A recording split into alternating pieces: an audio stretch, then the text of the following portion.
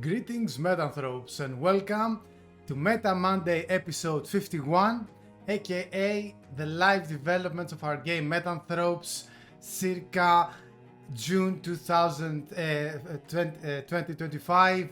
Even though it's the last day of June, we managed to squeeze one in the last day. I'm your host, Narrator John, and I'm joined by my co host, QP, the orchestrator. Greetings, QP. And we're back. Greetings, Metanthropes, and welcome to Meta Monday episode 51. QP.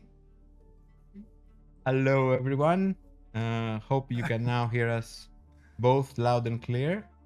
Yeah, Chat, I let hope. us know. Chat, please let us know. I think we fixed it. And as soon as we hear confirmation, we will be on our way. In the meantime, more emojis on chat. Yep, we're good to go. So, Lovely.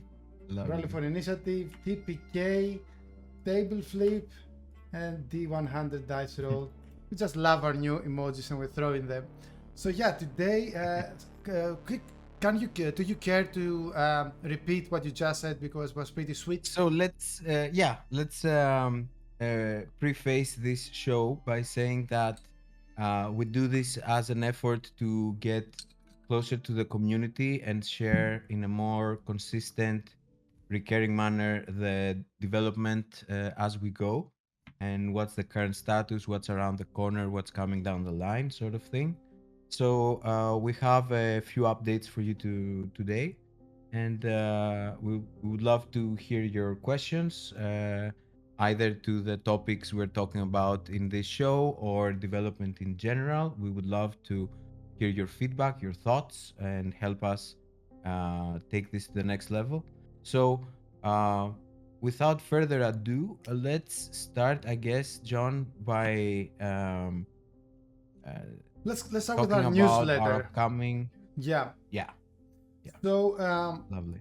the thing is that we do want to keep you informed and updated every single month, whether that will be game design news, game development, new live streams, events, collaborations, updates on artworks, whatever, you name it. So uh, with our collaboration with One Sick Puppy, the multidisciplinary design group, shout out to Spiros Drakatos, we created a new which this is like a template for our new newsletter.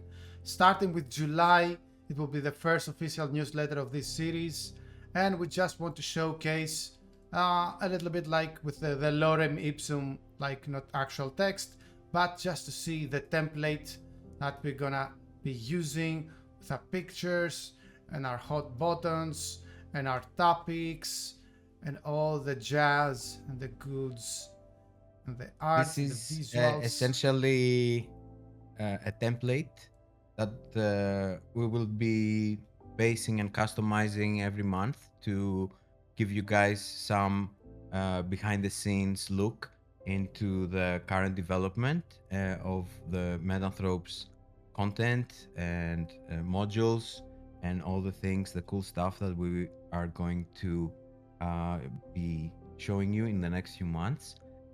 This community newsletter essentially is not just about our development progress, but also showcasing some of the community's highlights, spotlights, things that Yeah. you guys have created, and trying to get everyone more connected through this upcoming monthly newsletter. So we will be making announcements over the next few weeks while we finalize the content before we send out the very first newsletters, so that everyone can get a chance to subscribe and get notified every month when we release those content updates.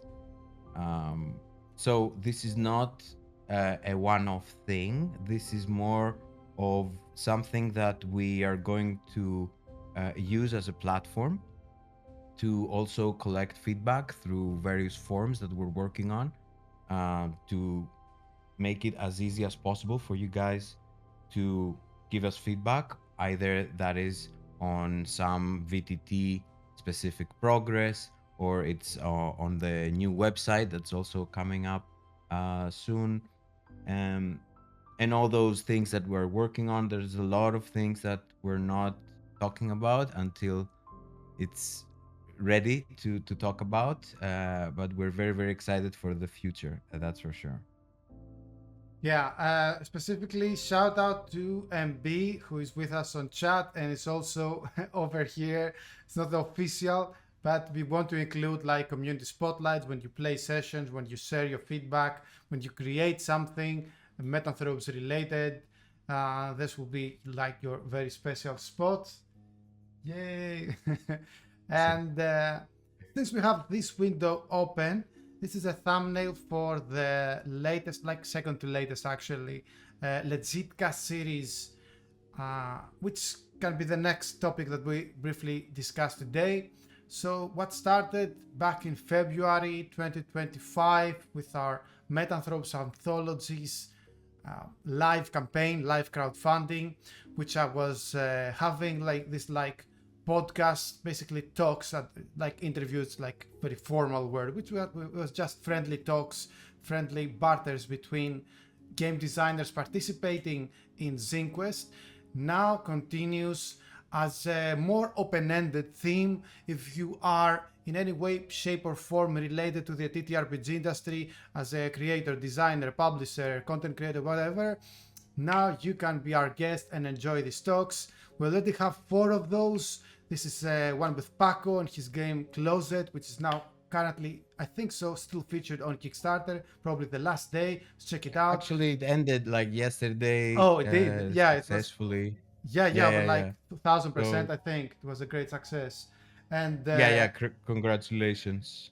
congrats to Paco. Great We campaign. also had one with the creator and GM of the Big Campaign podcast. We have one with RX Oliver and one with our beloved Luke from Boys Baltic. And there are more upcoming this week. We have one with Sotiris from Evergreen, the creator of Evergreen, another fellow Greek, which we met each other through Discord and Blue Sky, and we haven't met up close. And one with the host and owner of Dragons and Dyslexia. So we're gonna be talking about both dragons and dyslexia, both two things that I familiarize with. And there are more upcoming guests already. So we're gonna be continue to doing those little shows, and they're gonna be live streamed and then uploaded on YouTube. Yeah, this is one of our attempts to give back to the community with the platform we already have. Learn from other creators, showcase other creators' work to a broader audience, perhaps, and kind of bring this joy of creating and designing games to a bigger audience, which That's I true. think is great. That's true. But speaking of lessons learned, you know where I'm getting at. We released. Speaking of sharing with the community, and we have some learning new lessons. things. Yeah. We created the second part of our legit post-mortem blog series, and this one is called How Not to Launch a Kickstarter. Why did you use that that title? Because even though Metanthropes Anthologies was successfully funded, and we are extremely humbled and we appreciate the support of the community, there was a rather large, like a list of theories that we did, series of things that we did wrong, and through this medium, through this blog, we have a chance to dig deep, analyze, be transparent, and share our lessons learned. It was very positively accepted with over 2,000 views already, lots of comments and reshares over Reddit, especially like game design elements. We are very happy that it was very well received, because we worked hard on it, because we also, this is like a cautionary tale This is not like how to become super successful on Kickstarter. Not quite. We're not quite there yet. But instead, we want to guide you what to avoid, like what not to do. So it's quite the opposite from what to do during a Kickstarter campaign. Let's start by saying a little bit about each segment. First off, we have lots and lots of links to others who did it right this time and said on contrary with us, you know, you could definitely check all of those links on this list.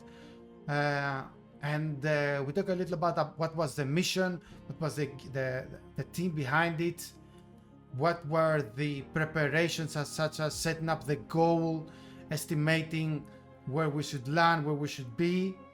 Very important, when was the launch date, and when did we decide to launch, and when we should have launched.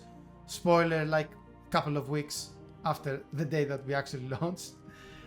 We talk about the mindset and like taking into account your physical and mental health when launching Kickstarter, like having a good night's sleep or like a few nights sleep because we haven't slept for a couple of days, and you know, going through your checklists that are, you know, super important steps. How about the pre-launch activities that we see over here, QP? Yeah, we go in and document some of the things we did well badly, and some of the things we did well as well. So there are some lessons to be learned, especially for folks looking to make their own Kickstarter. Uh, Spoiler alert: it's much more complicated than you think. Even when you're about to launch and you think you've gone through this once, you think you have experience, there are still a lot of details that can go wrong. And in our experience, we also used advertisement that we decide to run ourselves in order to familiarize and gain the experience with the actual marketing tools that we intend to use in the future as well. So instead of hiring and kind of delegating this whole marketing aspect to one of the many marketing agencies out there, we wanted to experience firsthand what it means to reach our ideal target audience and how much that sort of costs would entail. So if you guys haven't read the blog, I'm not gonna spoil what we talk about in the blog itself. Just say that I think that if you are in the position of considering running your own Kickstarter, either you have already run some Kickstarters but were not very successful. I think some of the insights that we share here are going to help you be more successful in what you do. And we're always open to answering questions or listening to feedback, so you guys let us know in the comments, posting on the blog, here and there. You can find us on Reddit and talk about these things. We are in the process of creating a new let's say marketing campaign once we finalize some of the more development milestones we're going to talk about in a bit later during tonight's stream. But I want to say that this kind of blog where we share our experiences and talk to other creators, indie creators such as ourselves, we will be covering things like the new campaign that we're going to be doing marketing wise to promote our own store versus a specific Kickstarter page. Of course, perhaps another Kickstarter is down the line, but further down the future. But for now, we're very much focused on delivering the Amazing Anthologies modules and the content that comes with that. And of course, improving the core module for the system itself, which I guess we should talk about next, perhaps, John. Yeah, so expect a lot of charts, a lot of tips, a lot of hints, especially if you're like a small-time indie developer and you want to run your ads and take like all the whole mantle of marketing on your own. Lots of goodies here. The next couple of things I do have on my list is a few visual elements for what's coming up next from our dear artist to the storyteller. So how about we Isaac. uh, dive into that? So while you bring up the images, I just wanted to preface this that we've had an amazing collaboration so far with 2D Storyteller.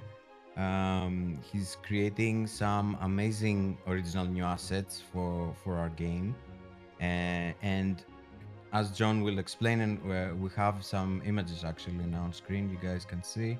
Yeah. Um, So, oh wow, this one is a bit on the right. this Uh, Yeah, I just want to preface that this is all the way 2D storyteller works is he has an Unreal 5 uh, engine that everything will be rendered on. But first, he goes through various 3D like Blender 3D animation and 3D creation tools to bring those into Unreal 5, where all the texturing, the graphics, and the post effects are done. These are all rigged in skeletons, so they're ready to be animated and have stances and various animations built upon them.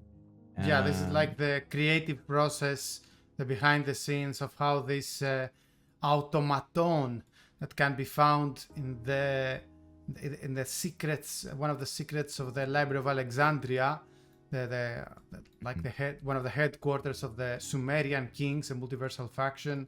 So it is indeed in made in Unreal 5 engine, and this is like full 3D. So we'll have both the top-down version for the VTT and like a portrait version.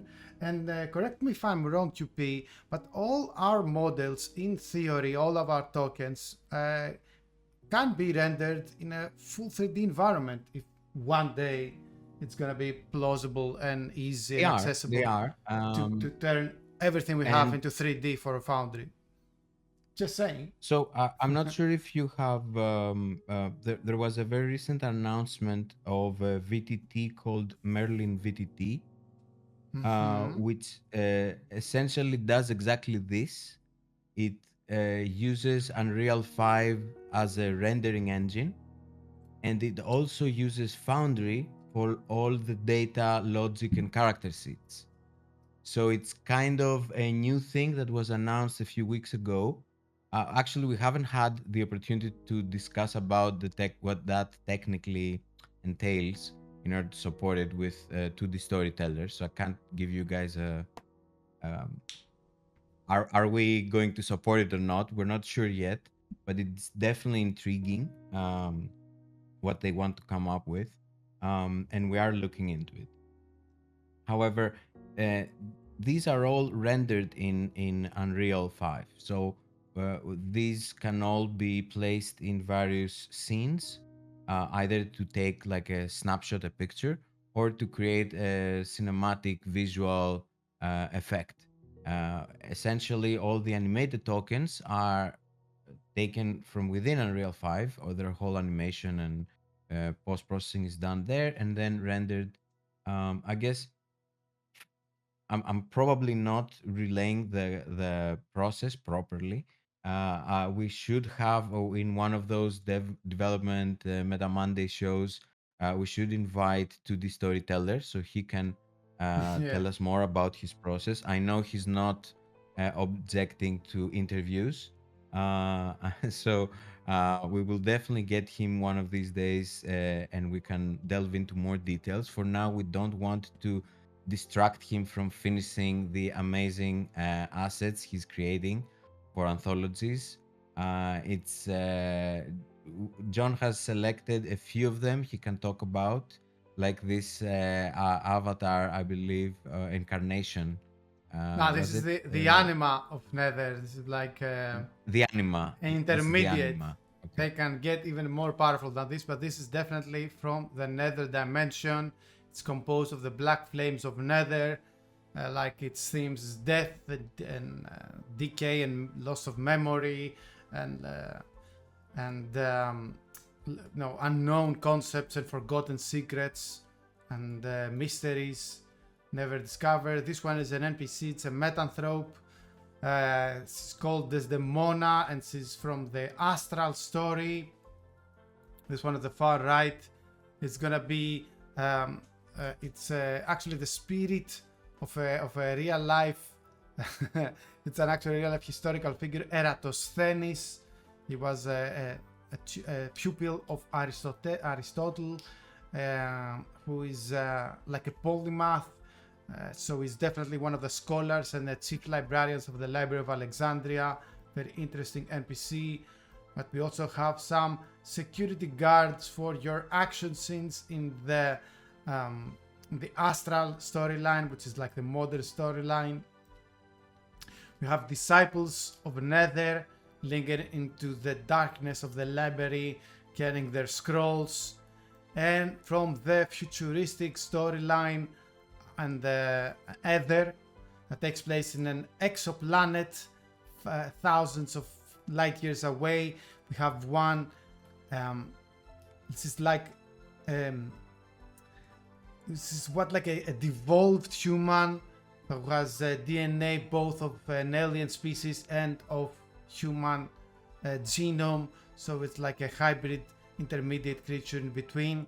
And these are all obviously these are all work in progress. Nothing is finalized, but we want to show you like a behind the scenes to get you an idea of everything that's coming. We have a few tokens, including the remake of some seal token, but we want to reveal on some later time and not tonight.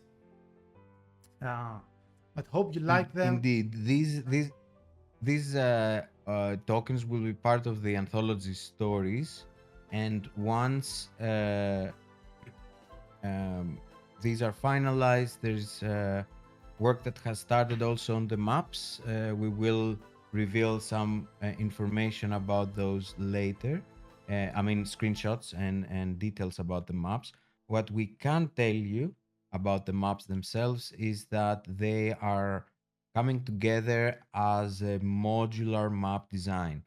So instead of having one image, essentially one asset, we're going to have a number of assets so that you guys can use them to build your own maps with those sub compartments, let's say, or rooms that we will create. So we will have like our initial design layout that we had for the story for each of the three anthology stories to take place, but where we'll also give you access to all those assets so that you guys can create your own combinations and your own mega maps of all these new cool assets. So we will definitely bring to the storyteller to talk about some of his work.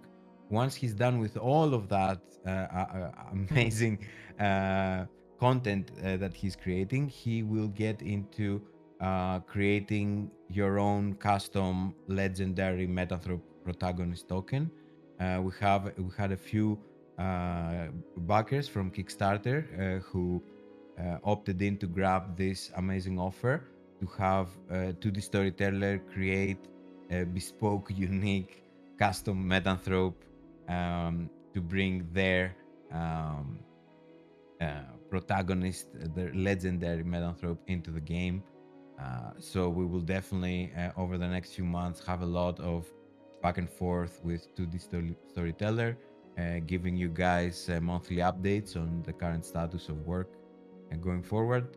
I believe probably next time we will also have an update from our cover artist as well, right, John?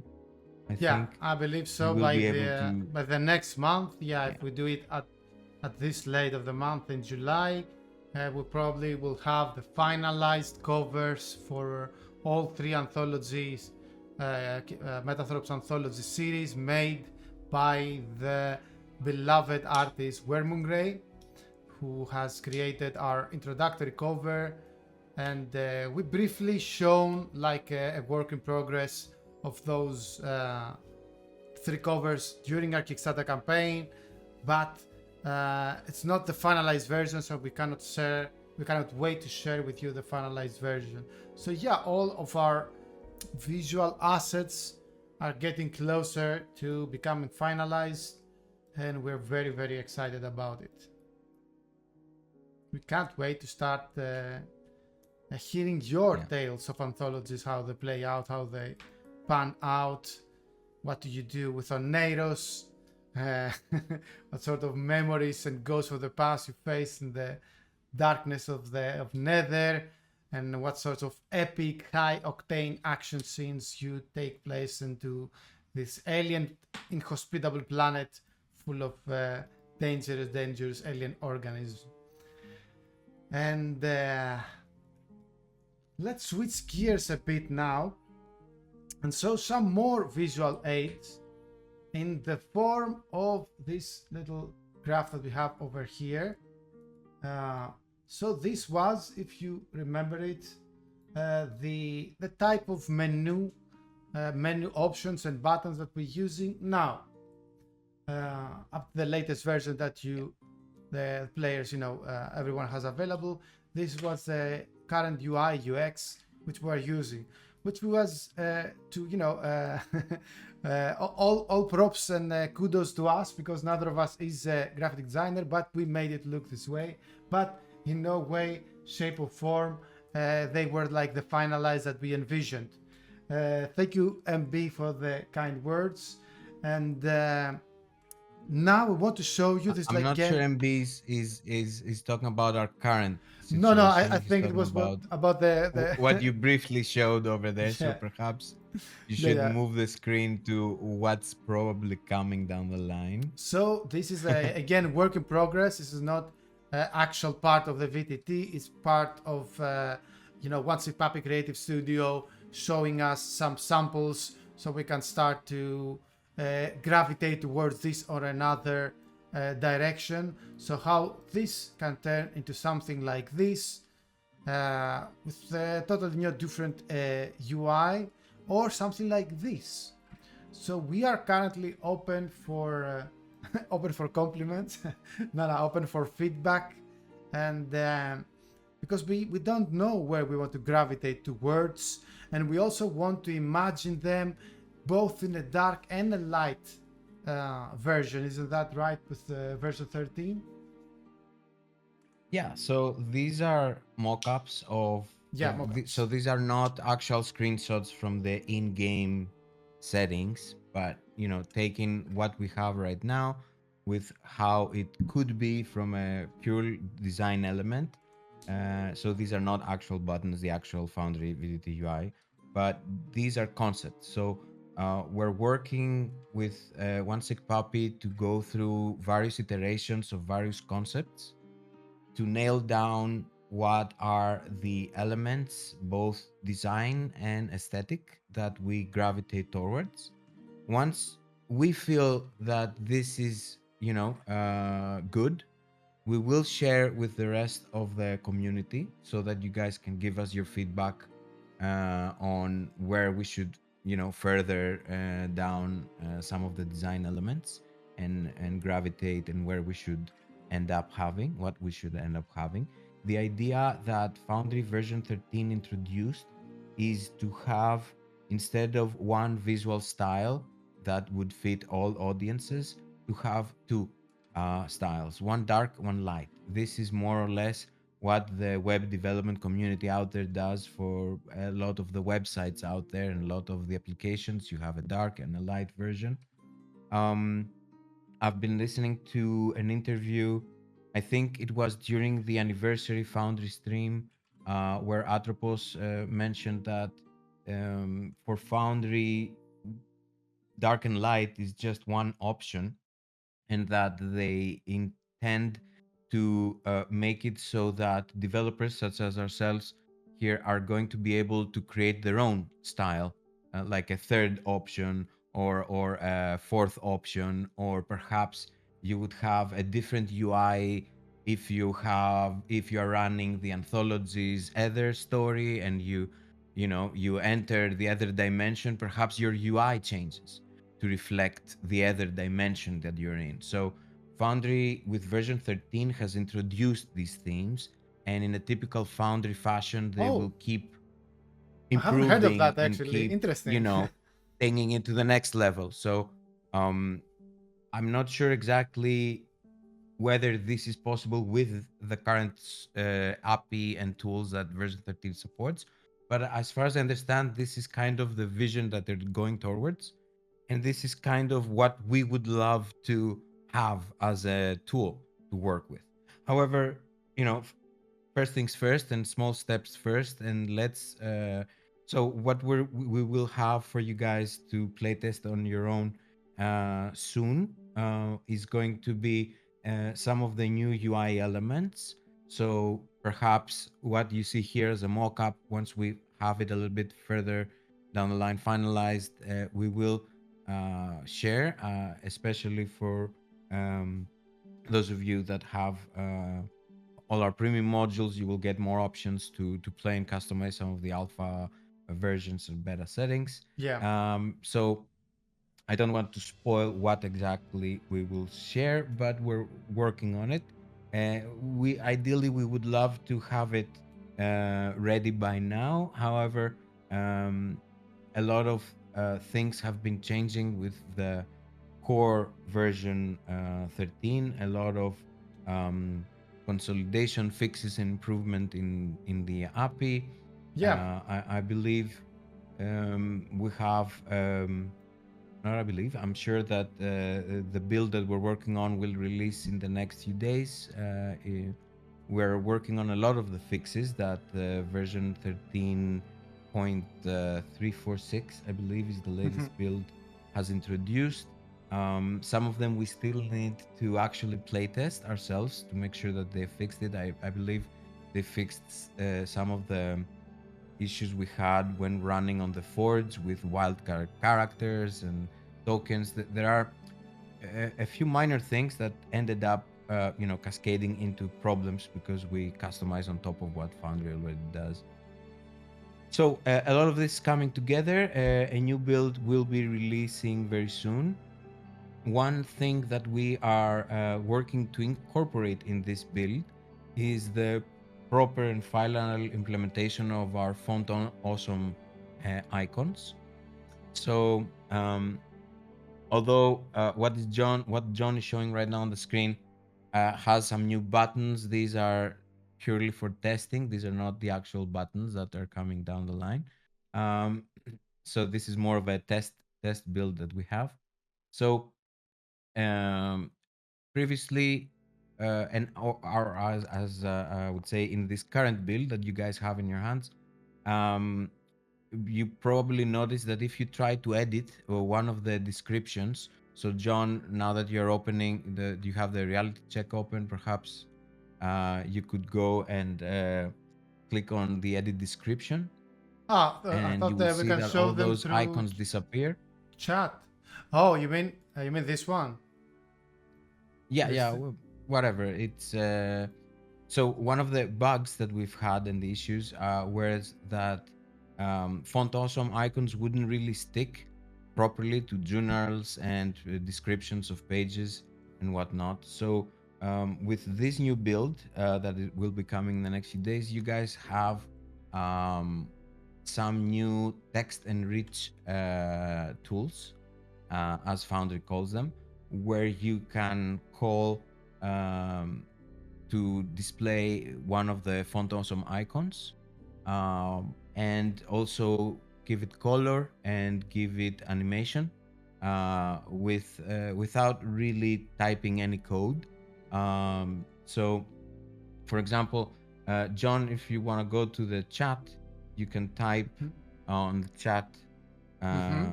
the uh, the to papaki to the I This forgot the one, word. like the at, yeah. Yeah, the at symbol, and type meta fa, all caps, All caps. and then open a parenthesis Yeah. and say, for example, house, and close the parenthesis, press enter. Uh-huh. Um, so this is the type of keywords that the text enrichers that I was talking about. Simply by typing the name of the font awesome glyph that you want to use, and it will prompt that particular icon using the styling that we have designed, that we have agreed that this is the proper font awesome styling for the game. So you can use this, add a comma and a color, and you can make it with a color to stand out.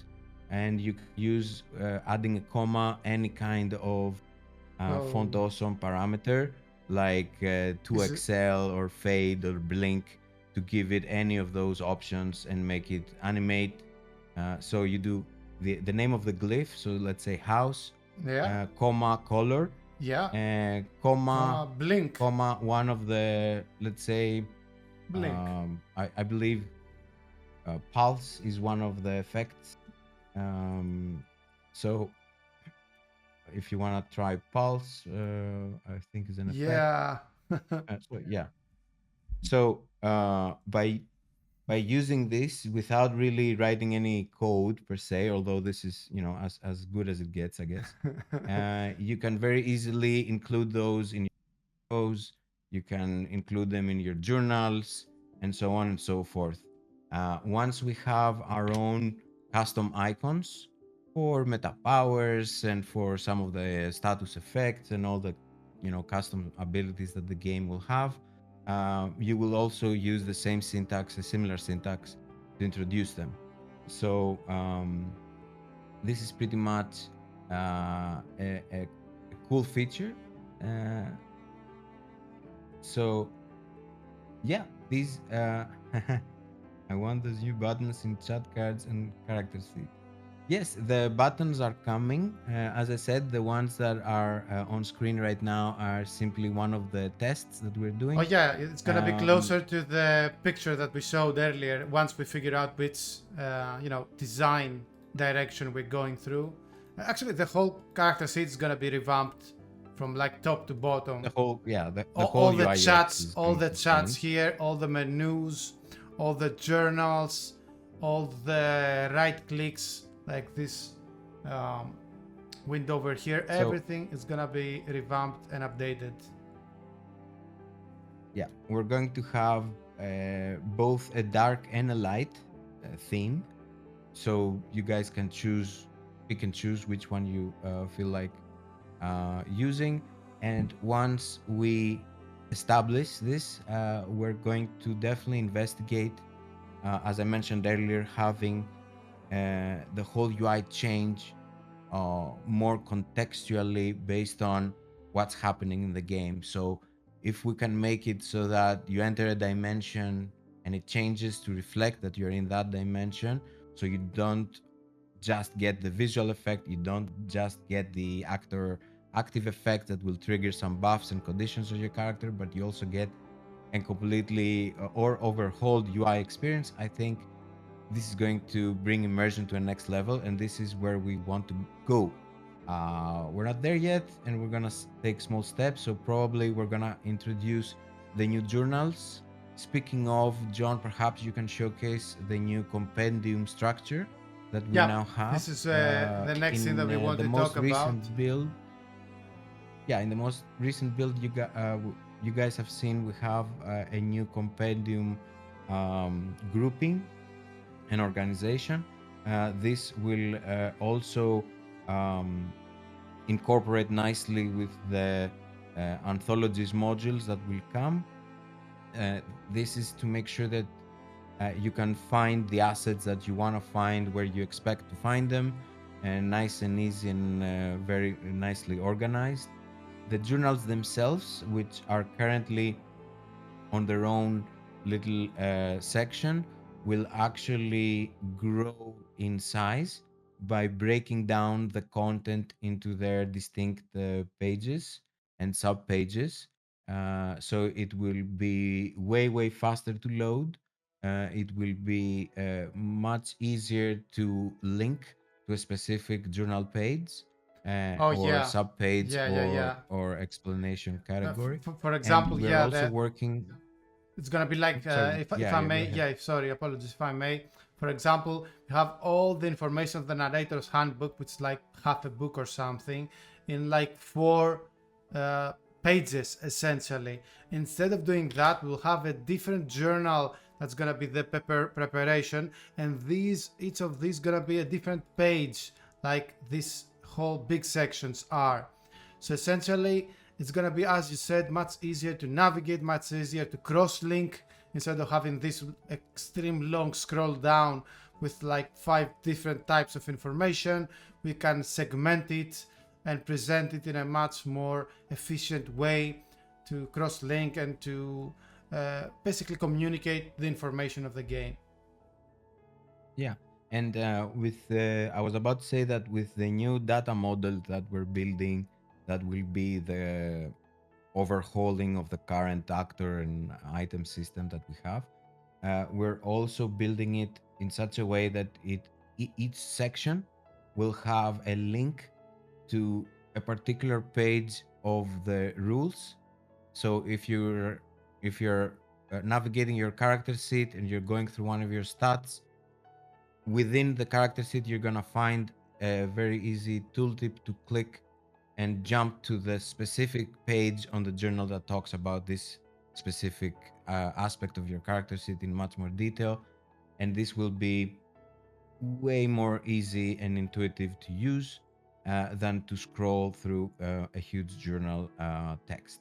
So Yeah. all these are coming along with the new UI and UX with both dark and light. And And you briefly mentioned the data models, and I mhm. think it's a great way to wrap up today's live stream. Let's talk about what's coming next with the infamous data models.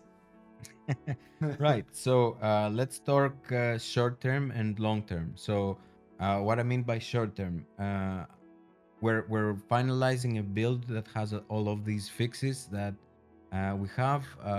We would ideally love to get to you guys our first pass on the new UI UX with the new buttons and all those things, so that you guys can give us feedback after actually playing with it for a little bit. So hopefully in the next few days we can, you know, bring this all together and publish it. Um, and that's right around the corner. What's coming further down the line is the new data model scheme. So essentially, we are refactoring our code, following Foundry best practices, and using what was first introduced in version 10. And today, with version 13, it's pretty much everywhere, which is a proper way of storing information um, for the Foundry VTT engine. So essentially, we're refactoring everything to make sure that we take advantage of all the cool stuff that is being made available under the hood. What you guys are working on today and what your actors and your character seats when running Metanthropes today is based on version 9, version 8, and previous versions Foundry code. So bringing this up to speed with all the latest cool stuff that were introduced in version 13 has been a huge milestone. Yeah. Honestly, when we set about to complete this, we were completely unprepared with how many things fall as domino pieces. If you choose to do this, you pretty much have to change everything along the line. So we are taking small steps and doing this incrementally. And I think that we're finally very close to being able to share with you a build that will have all those new data model engines so that you guys can start playing with and giving us your feedback. Now, when we initially we wanted to have this at the same time as the new UI UX, it might end up having just the data models with the existing UI UX, or maybe we will actually make it and have the new UI UX at the same time. Maybe this It's sounds still not sure. A even more lot of moving exciting. pieces. Even more exciting, yeah. This is massively complex, requiring multiple disciplines to come together and kind of mix well together. Uh, but it's almost there. Yeah. We're very very excited. I think that we will have some very solid play testing to do in the next few weeks. What we will be tackling is not just some of the outstanding issues like the progression screen where you can add meta powers, but Hmm. also because we now will have this data model, everything set up to play well with all the cool stuff. We're also going to be introducing some cool things with the movement and remembering how much you moved this turn, Oh, and whether it is your I turn and allowed to move, tracking your main actions, reactions, and extra actions. So, yeah, I think there if are you're a allowed to do an lot action. So, more fascinating stuff coming than the movement thing you mentioned. It's as you said, the action slots. Remembering which action slots you use. It's the spending of and accumulating levels of success. So those things, when you damage someone with the katana, it will automatically implement the active effects of the conditions based on the accumulated level of success that you manage to accumulate by rolling. And the progression, as you mentioned.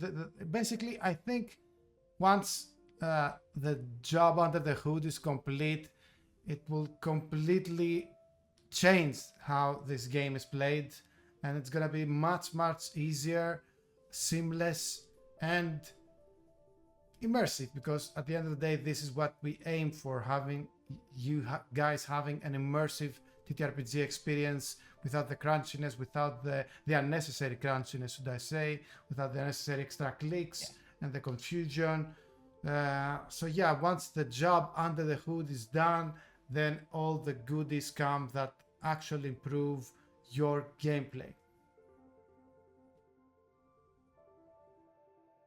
yeah, the whole idea is that instead of kind of hacking it together and see what sticks and what works and kind of go with it, we're instead trying to follow what are the best practice for Foundry and do it in a way that truly, uh, instead of hijacking what Foundry is doing in order to Mhm. do our own thing, we're essentially following what they're doing. So this means that as we're refactoring our code to follow these guidelines, it means that on future versions it will be much easier to support and keep it up to date with the latest and best in Foundry. And it also means that once we start accepting contributors to the project that are already familiar with how Foundry works, they will find Metanthropes ready to go with all the cool, under the hood things that they would expect to see and find. So this is, of course, a long journey, a very long road. We are, I should say, we're in a point where we've been in a tunnel for a very long driving. And suddenly, around the bend, around the corner, we start to see light at the end. I think this is where we are now. We're starting to see light at the end.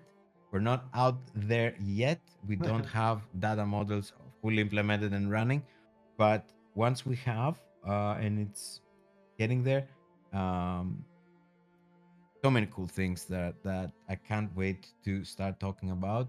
A lot of the things we're not really going to spoil any of the cool stuff that are coming later, but But it's amazing hopefully, that it's all coming together.